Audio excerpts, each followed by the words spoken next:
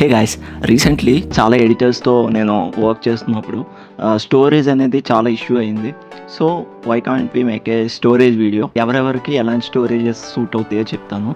ఇప్పుడు మీరు normal person, మీకు నార్మల్ స్టోరేజ్ సరిపోద్ది. బట్ ఎడిటర్స్కి ఏమవుతుందంటే ఇది ఏమాత్రం సరిపోదు. It takes a lots of GB. So ఒక వెడ్డింగ్కే మీకు 300 to 400 జీబీ వస్తుంది.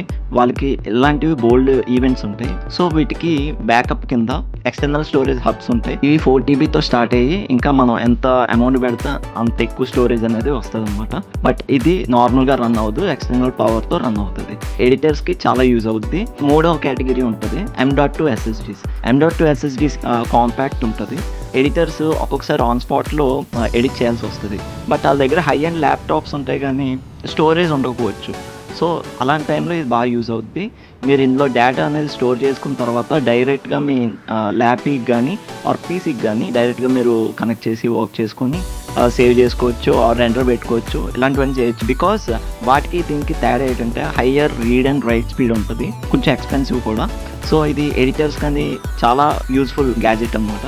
సో ఎవరైతే స్టోరేజ్ లేక ఇబ్బంది పడుతున్నారో ఈ 3 కేటగిరీస్లో మీకు ఏదైతే సూట్ అవుద్దో అది పర్చేస్ చేయండి. రాంగ్ ప్రోడక్ట్ తీసుకొని డబ్బులు వేస్ట్ చేసుకోవద్దు. Meet you on next video. Bye.